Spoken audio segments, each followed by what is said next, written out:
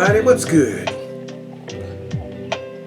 I am your host and my name is Professor Khalil Amani, and this is Khalil Amani's World 100. We're turning the page and we're back to what we love to do. Really, we don't like to, we love to beef, but just in moderation.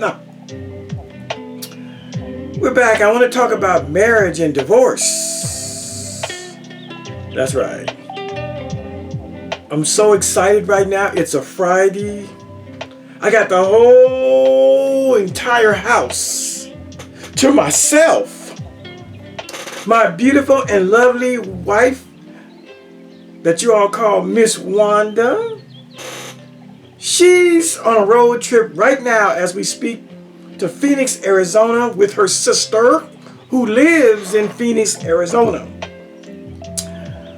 Her sister, my sister-in-law, was here for a few weeks and she asked my wife, could she drive back with her? To which I said, of course. Of course. After all, I'm going to be out of town Sunday. I'm taking my grandson, my beautiful grandson, the one that eats cotton candy with me at monster truck shows, the one that goes to the movies with Khalil Amani.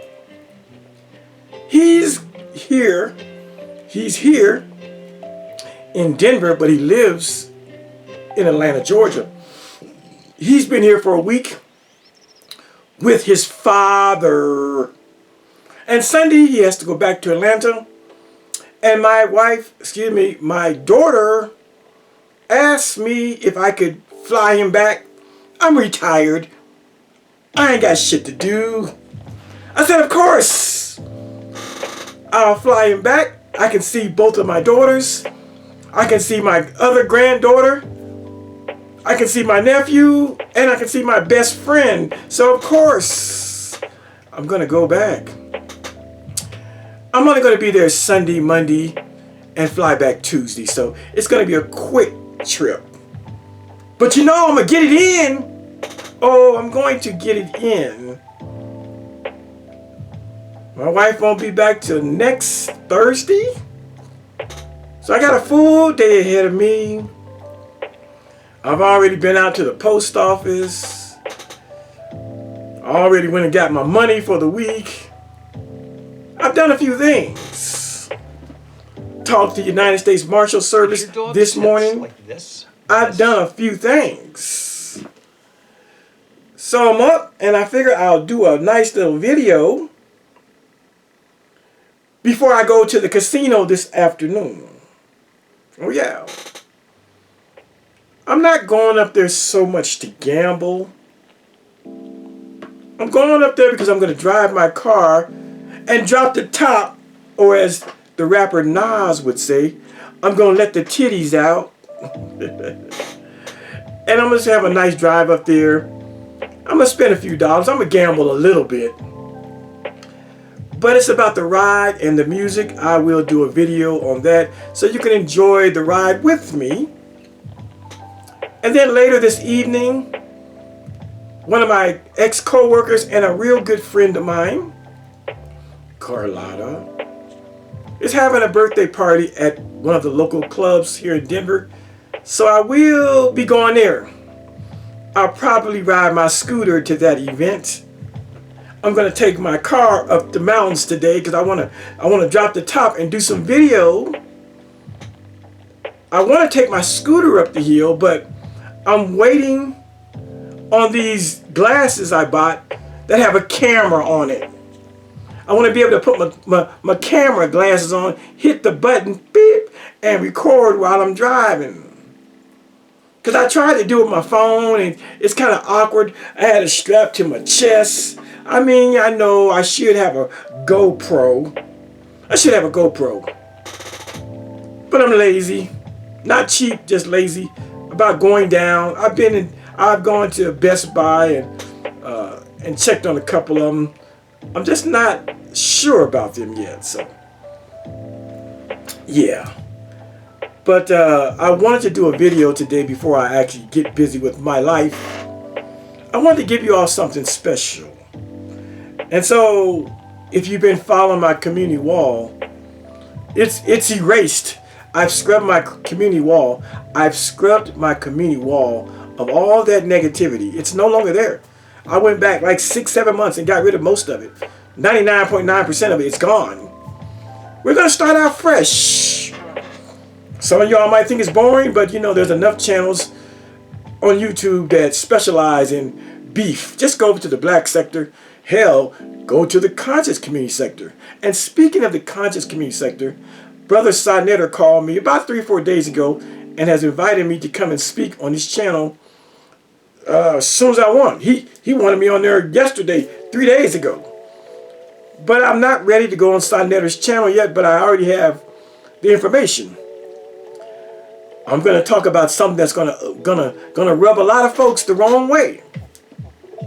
I'm going to talk about homosexuality in Africa, and I'm going to revisit the story of Sodom and Gomorrah, and I'm going to let Sinetter's audience know that the Hebrew Israelites, that the ancient Jews, the ancient Israelites, or the ancient Hebrews, I'm going to let his audience know that they were worse sinners than the Sodomites. And that's written in their book.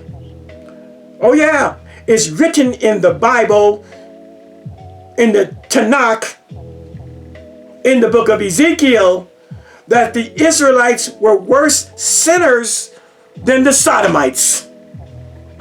We're going to get to that. It's going to rub a lot of people wrong, but that's what I do. Because the adage is, controversy is the life's blood of scholarship. That's right.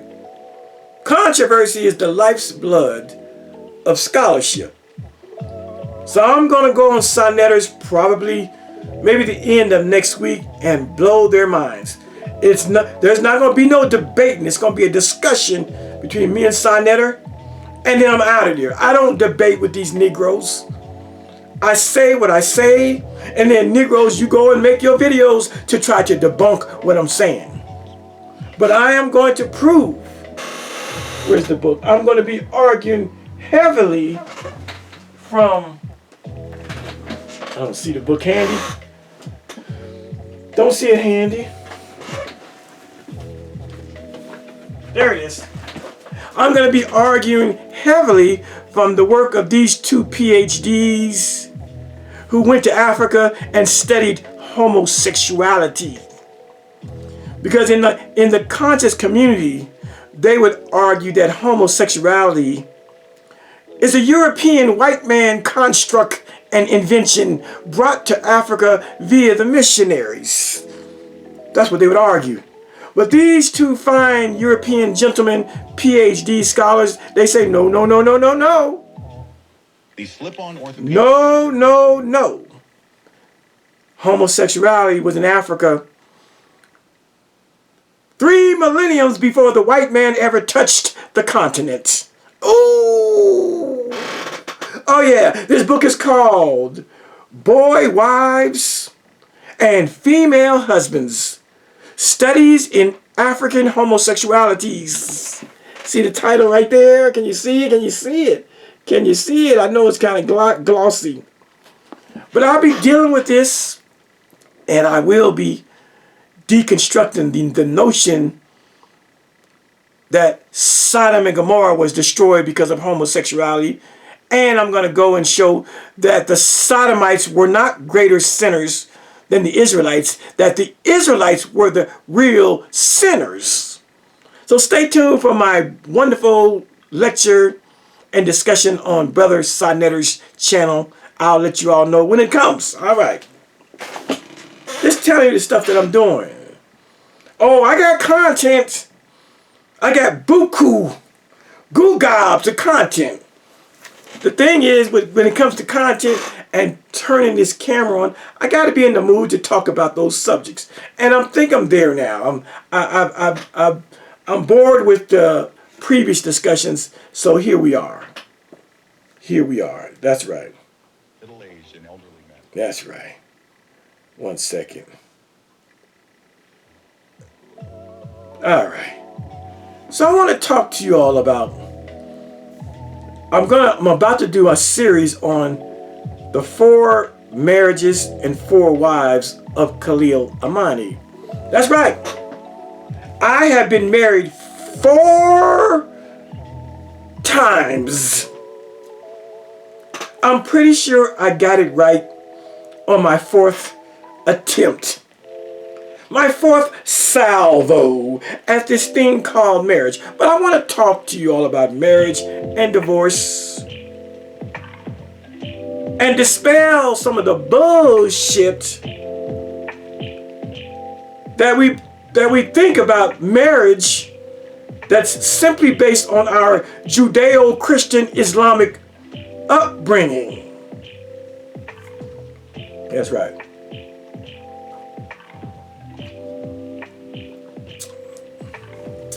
Marriage is a beautiful thing.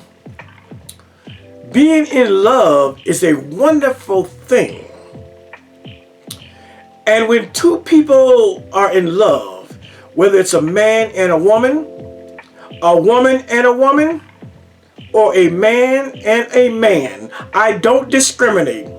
I think that 2 consenting adults at the age of 18 onward, 2 consenting adults have the right to fall in love and have the right to be wed in holy matrimony. I guess you didn't know, or if you didn't know, I am a pro-gay rights ally and advocate. I see nothing absolutely wrong with 2 women, 2 grown adult women choosing to live their lives together as husband and wife, or wife and wife, or, woman and woman, whatever titles they choose, to put their money together, to buy a home together, to buy cars, to buy property together, to be on each other's medical benefits, to be the beneficiary of one another's life insurance policies. I see nothing wrong with it. It's weird. I'm 65 years old, and dare I say that probably 50% or more people of my age in the 60s and 70s bracket, they are traditionalists. They're reserved. They lean more of the right wing, when it comes to gay marriage. They're fundamentalists. They believe that marriage is defined as a man and a woman. I'm just so glad that at my age, I don't think like my generation or older previous generations. I'm so glad that I'm a forward-thinking, 21st century thinking, head of the curve thinking older gentleman. But believe it or not, I've been a gay rights advocate and a gay rights ally since I was about 35 years old. I didn't just start saying that gay rights and gay folks should be able to marry. I've been talking about this since my mid-30s. I wrote books co-signing gay marriage and co-signing the right for men and women to love one another. I've been doing this over 30 years. 30 years exactly, probably. I'm 65. I started at 35 thinking this way, so exactly about 30 years ago. But I'm not going to talk about the gay marriage thing so much on there, because this is the introduction to my life and the 4 wives, the 4 marriages that I've had. I want to talk about that. This is the introduction. And after my introduction, I am going to go through and do videos on each one of my wives, how we met, how the relationship was. Oh, it's going to be juicy. We're going to be down. I don't mince words. We're going to talk about the good, the bad, the ugly. We're going to talk about the sexual and salaciousness of my relationships with my wives. This is for grown folks. But on this introduction, before I get to talking about my 4 marriages, I want to just have a conversation on marriage and divorce. And so, when we get married in our Judeo-Christian society, I use the word Judeo-Christian because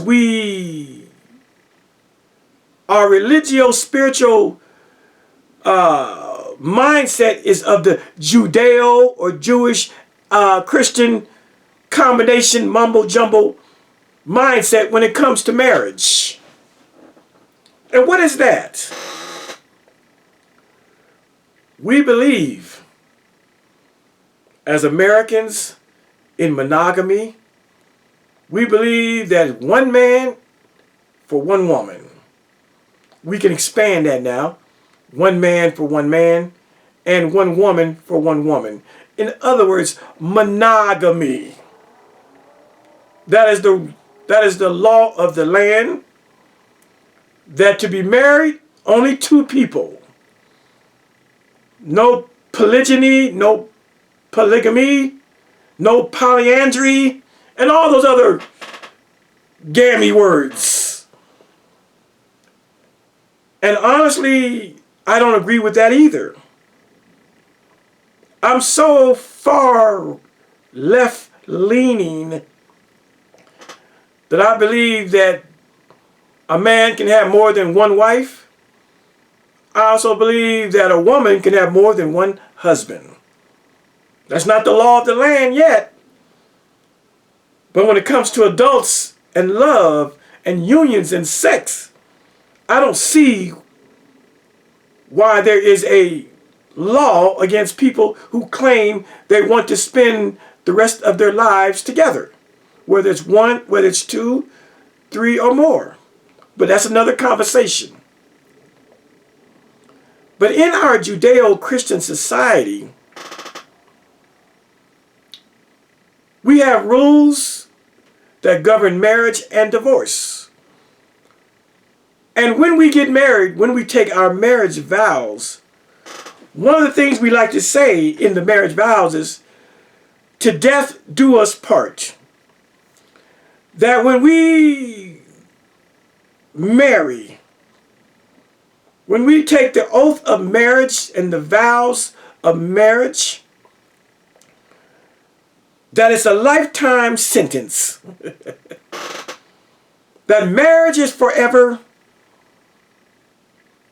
That the holy bond of matrimony should be from the wedding vows until the graveyard. And I get it. That sounds beautiful. That sounds wonderful. That sounds great. And I would say that in a perfect society, in a wonderful society, in a utopian society, the marriage vows that we talk about, "to death do us part," would be true, correct, and remain, and no married couple would ever break them. But we know that's not the case. As a matter of fact, in America, I think divorce rate now is upwards of 60%. Something wild and crazy. But in a utopian world, when a man and woman, when a man and a man, when a woman and a woman walk down the aisle, say their wedding vows, exchange rings, seal it with a holy kiss, it would be forever. It would be forever. In a perfect world, in a utopian world, in a heavenly world, the marriage bond would be sacred. so sacrosanct to the point that it would never be broken under any circumstances. That's what our marriage vows teach us. That's what the pastor, Reverend Chickenfoot, that's what the rabbi and the imam would tell a young couple in love when they take their marriage vows. This shit is for life, they say in a holy, righteous way. This shit is for life, they would say in a holy and righteous way. But I submit to you that's not reality on many, many levels. You know, someone once said, people come into your life for a season. And I tend to agree with that as a stricter sense of the human condition over this ideal that marriage is forever. I tend to believe that people come into your world, into your life, into your sphere, into your circle, into your cipher, into your life for a period. And we know that's a true statement because sometimes in marriage, or all the time in marriage, at some point, somebody has to die first. And so it is a true statement that people come into your life for a season. They may leave because of divorce. They may leave because of death. But at some point, the bond of marriage will be broken by separation and divorce or death. That's a truer statement. The ideal that we are here till death do us part. In other words, there is no divorce, is a utopian ideal. Yet it is an unrealistic ideal at the same time. Because it doesn't jive with the human condition. The ideal that people come into our lives for a time and a season is far more correct, far more real. Because whether they leave you to go be with somebody else, divorce, an affair, they just don't love you no more, or whether they die during the marriage, they are going to leave you. And that's the reality of the union of marriage. Somebody's going to leave at some point. Now again, I'm all for the marriage vows. I'm all for that wonderful, cozy, and beautiful feeling that the woman I'm about to wed, I'm going to be with her unto death. That is the ideal we go into marriage with. I'm never divorcing you. This is my woman. If I can be a little nasty, this is my pussy for life. This is my dick for life. Sounds great. Sounds wonderful. And when we say in our vows, unto death do us part, we really mean that shit. I certainly did. And I've been married 4 times. Yet I certainly meant, I took my wedding vows seriously. Unto death do us part. I didn't go into my 4 marriages thinking, well, I know I'm going to be with you just for a season. Well, we're going to make it work until it don't work no more. Well, I'll hang in there until the sex gets boring, until you bore me and I'm going to go on to the next wife. No. Each one of my marriages, certainly 3 of the 4, I'll tell you about one of them, but certainly 3 of the 4, it's death until death do us part. But even the 4th one, all 4 of them, I went in love with these women, and I meant every word of my marriage vows. And I sought to remain and stay married to each one of the 4 women that I bewed.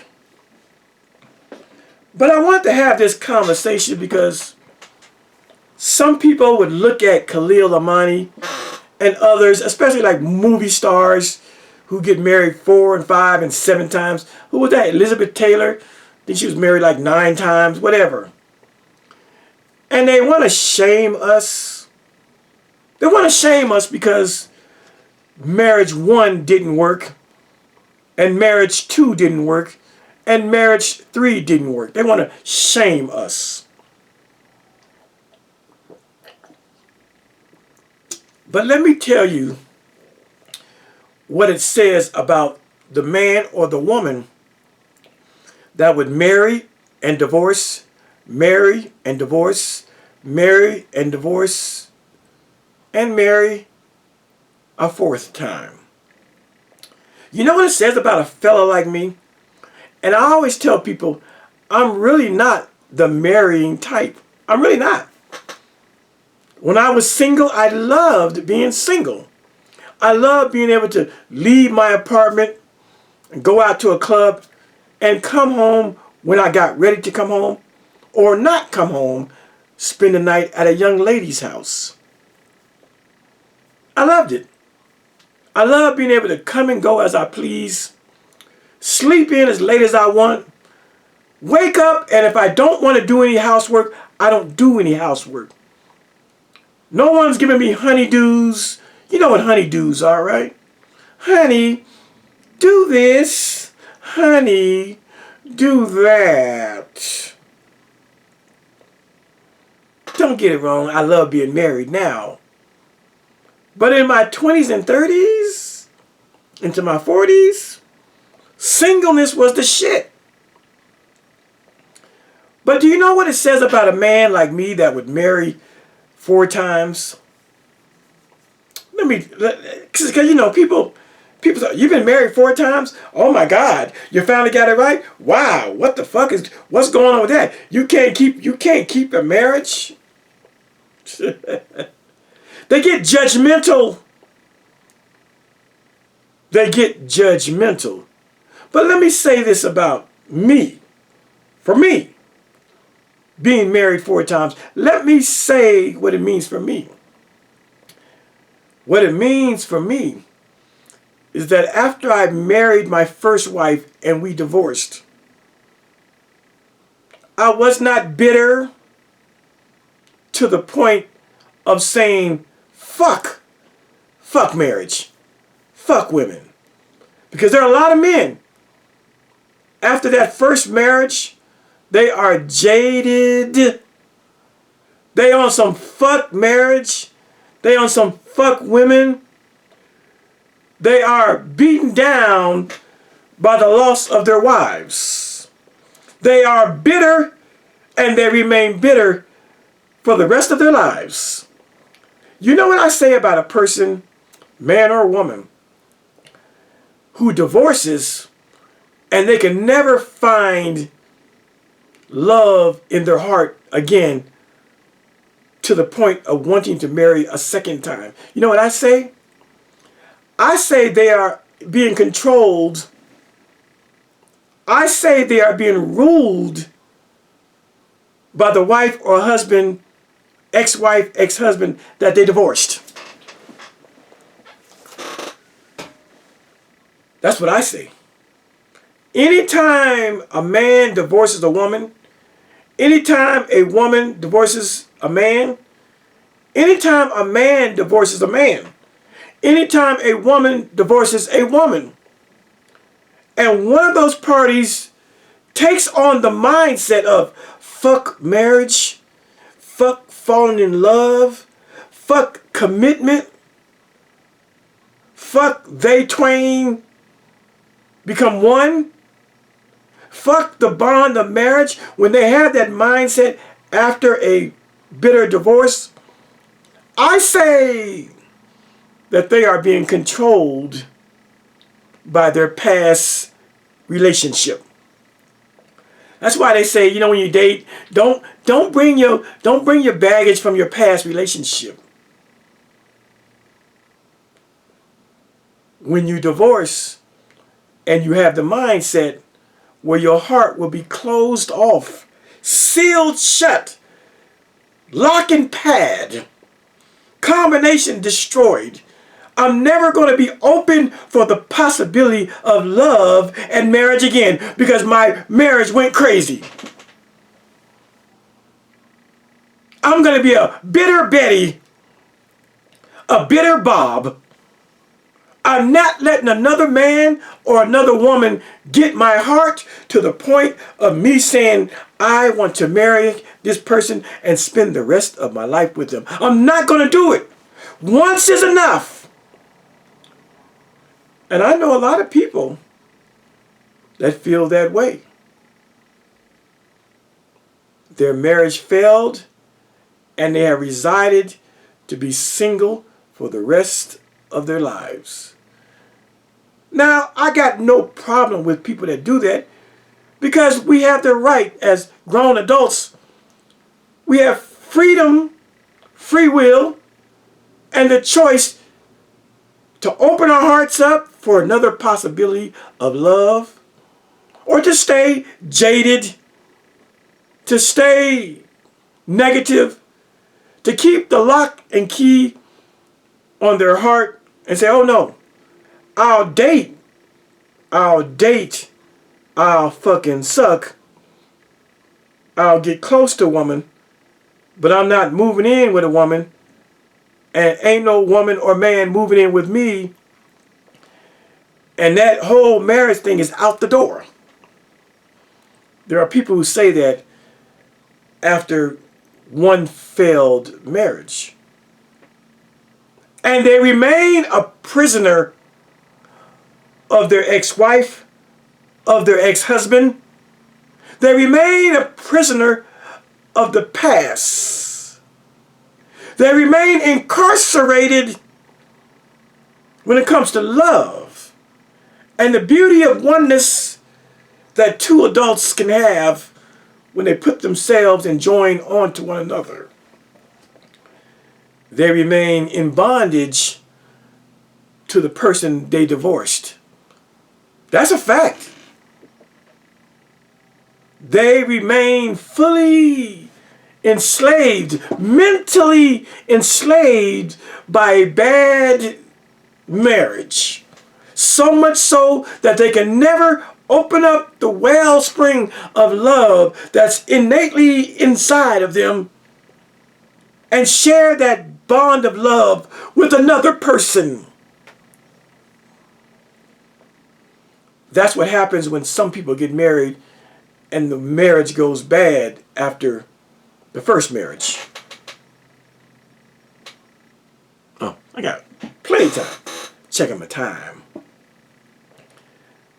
And so conversely, the other side of the coin, what does it say about people like Khalil Amani that will have a good 10 years with his high school sweetheart into marriage and produce two beautiful children,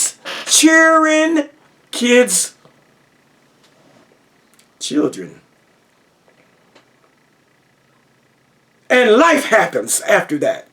After 10 years of being with a woman that I loved, the first time I've ever known what love is, to be in love, I was truly in love with my first wife. Deep, deep, deep, deep rooted love going back to when I was 15 years old. What does it say that after 10 years and two children and then life happens, It doesn't matter the reason for the divorce. When I start my series, we will go into all of that. The reasons. But after 10 years and 2 children, the marriage came to a sudden halt. It reached its conclusion. It came to fruition. It's in fruition. And we got divorced. We got divorced. Now, of course, in the beginning stages of a divorce, there is bitterness, contempt, resentment, negativity. I hate that bitch. I hate that bastard. A lot of times. Motherfuck marriage. I'm going to be single. I'm just going to use men. I'm just going to use women. I'm going to treat them like they ain't shit. I gave it my all. I said to death do us part. And the bastard cheated on me. And the bitch cheated on me. Whatever the reason for the divorce. We get it. And that's a good thing to go through the grieving process of losing a husband or a wife. Nothing wrong with being bitter. Nothing wrong with being jaded. Nothing wrong with being negative. A bitter Betty and a bitter Bob. In the beginning of the divorce, there's nothing wrong with that. But at some point, we have to work through our emotions and find ourselves center of center again. We got to move from the far right of bitterness or the far left of jadedness and move back to the center where our heart is mended and open for the possibility of a new phase and a new relationship and the possibility of love that leads to marriage.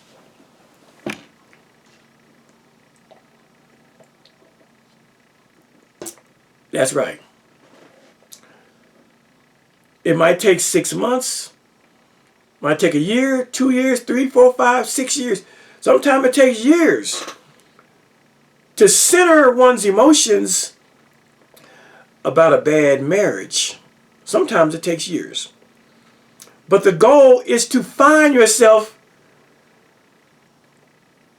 left of right and right of left in the center again. The goal for the human spirit is to find themselves back to where they were when they first fell in love and entreated, and the ideal and the possibility of marriage was right at their fingertips. That's the ideal.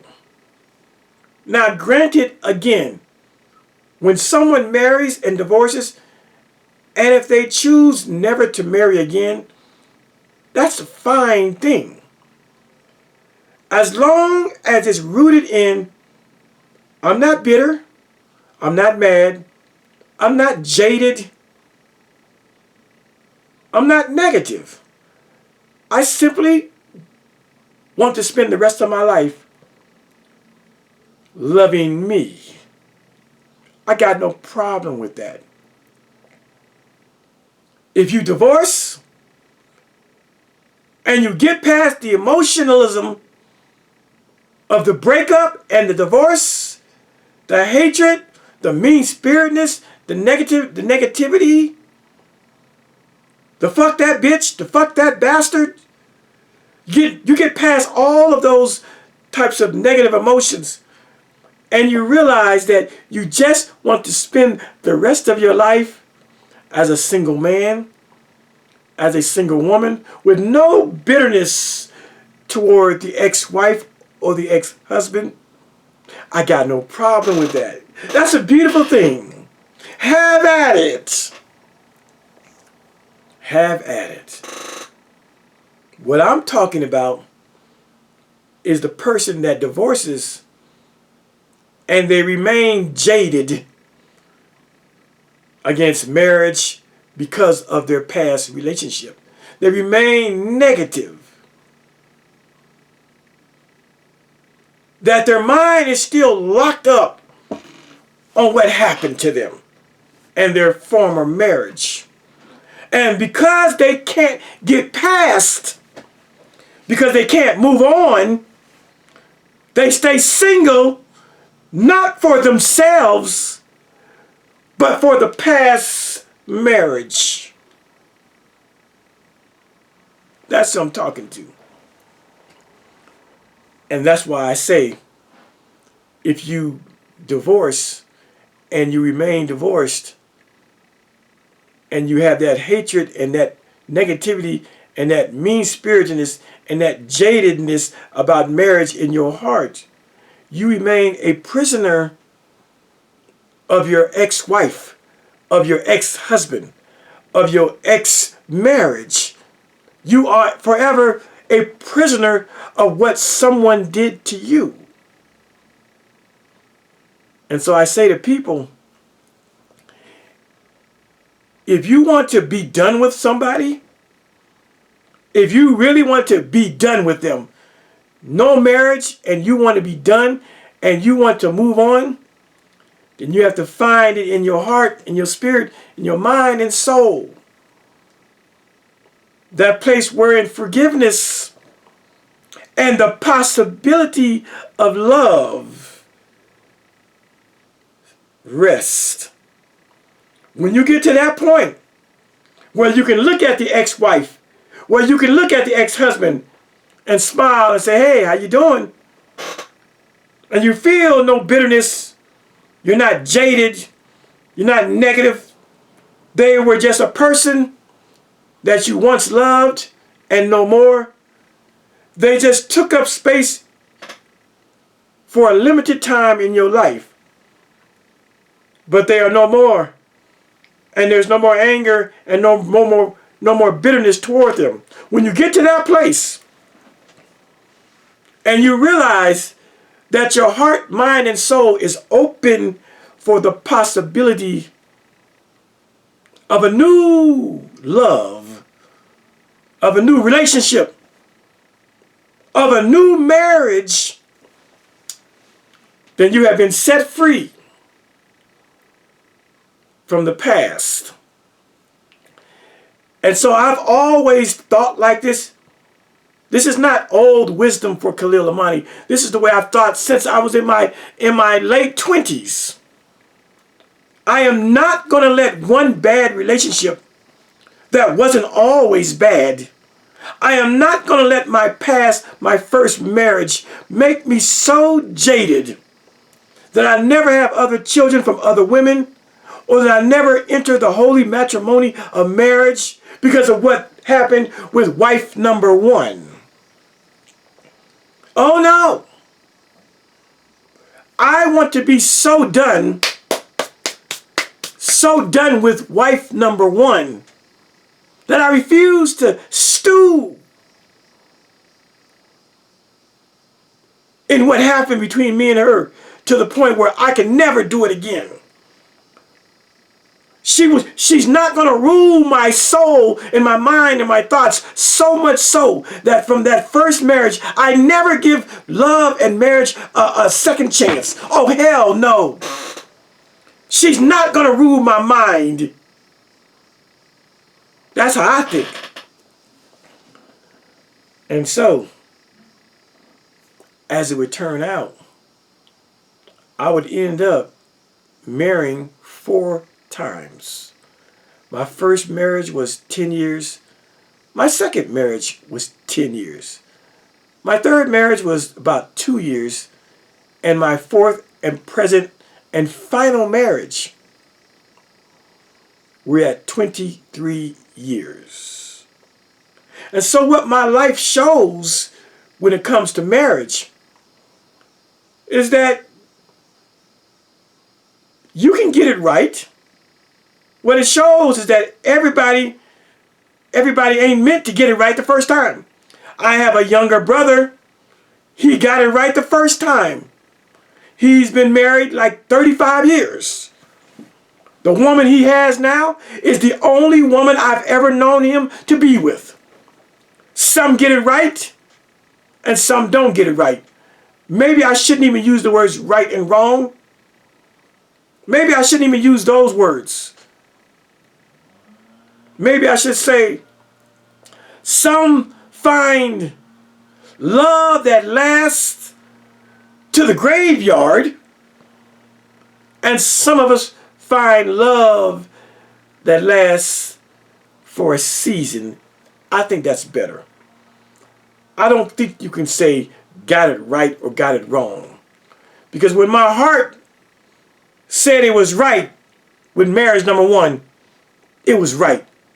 When my heart said it was right with marriage number two, it was right. When my heart said it was right in marriage number three, it was right at the time and at the moment. I would have cursed and fought you if you told me that marriage 1, 2, and 3 were wrong. So, right and wrong is not good words. It's just not good words. But I think we have a problem as a society when someone marries a third and fourth and fifth time, because it goes back to our religious beliefs. It goes back to those utopian vows that forsake all others and be with a person until death do us part. It goes back to that kind of stuff. Very lofty ideals. Damn near impossible ideals. You know how people say, well, no man is perfect. Even though we have examples in the Bible of people that were perfect. Noah was perfect. Job was perfect. Melchizedek was perfect. And there are others that the Bible claims were perfect in their generations.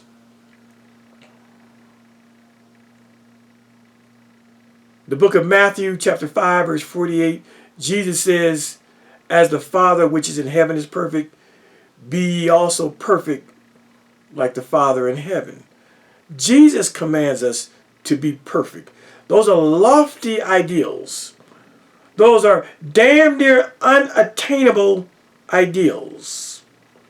The ideal of until death do us part is a lofty ideal simply because life happens. Simply because circumstances happen. Simply because the human mind can change positions at the drop of a dime.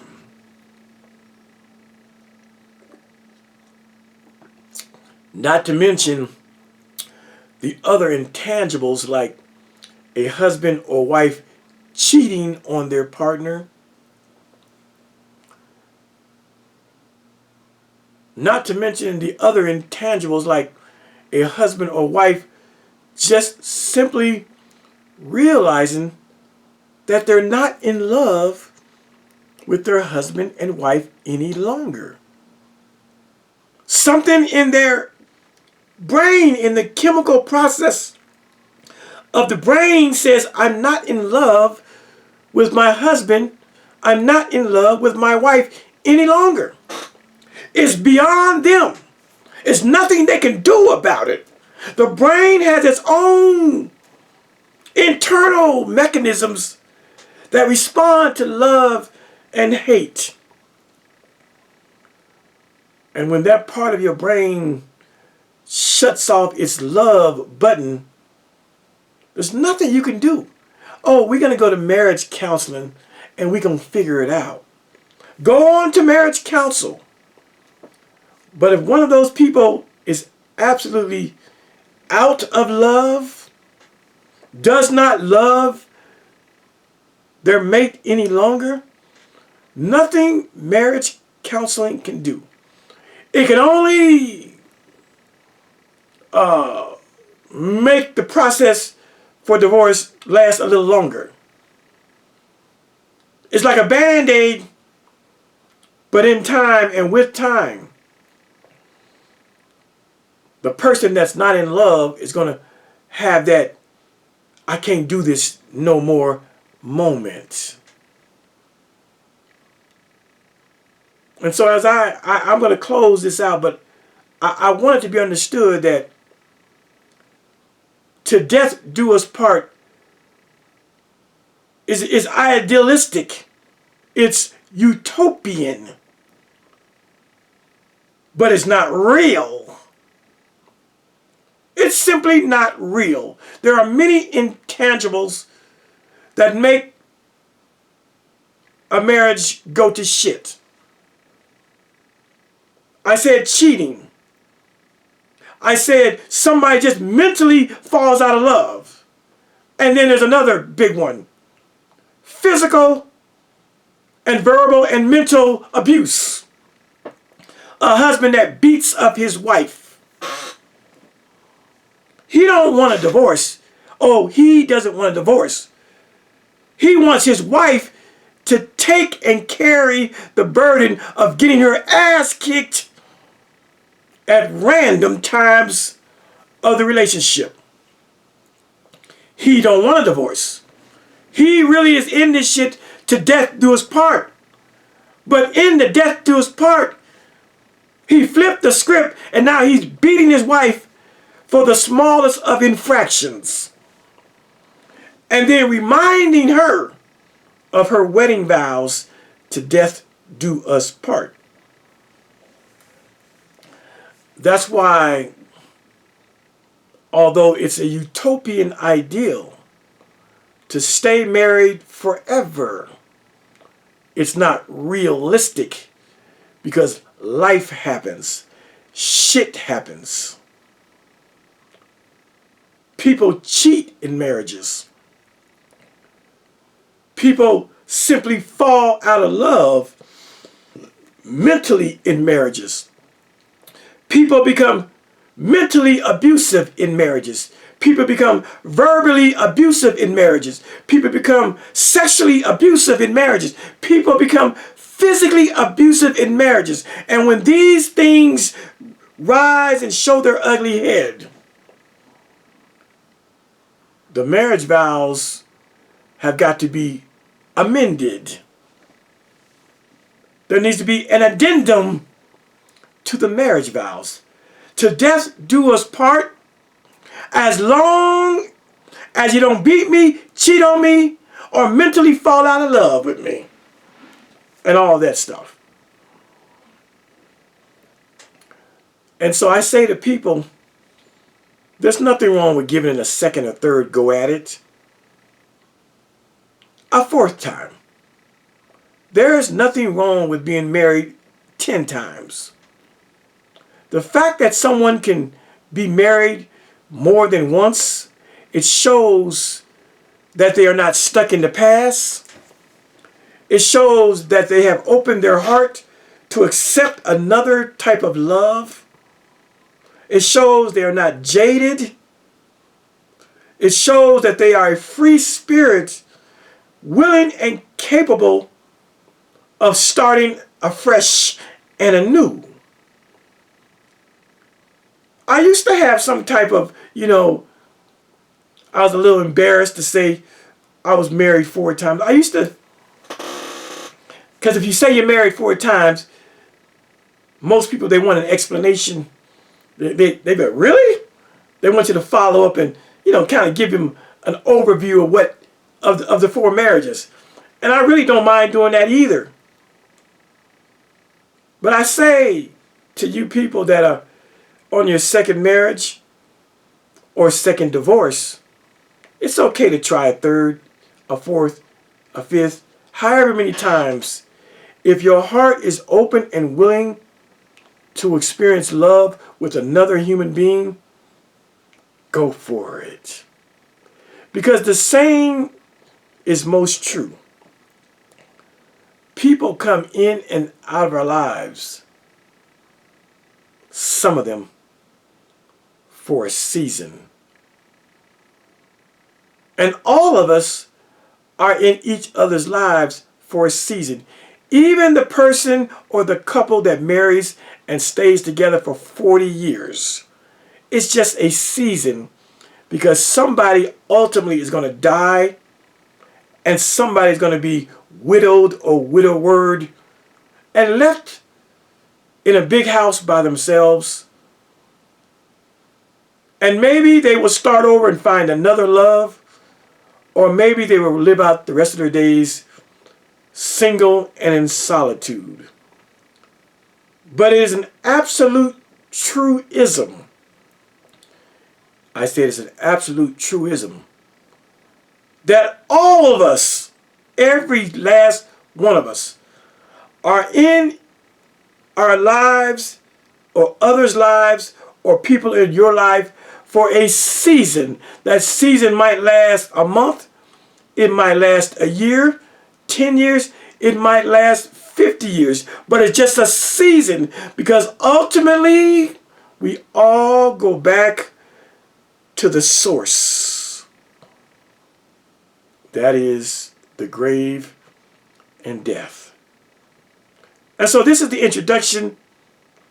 When I get ready, I'm going to talk about each one of my wives in great detail. Thank you for listening. I am your host, Professor Khalil Amani, Khalil Amani's World 100. Shout out to all my subscribers. We on to the next. I'm going to turn this off, get myself together, and go up to the mountains and get some money. Come back home, shower up, and go clubbing, drinking. I've been drinking.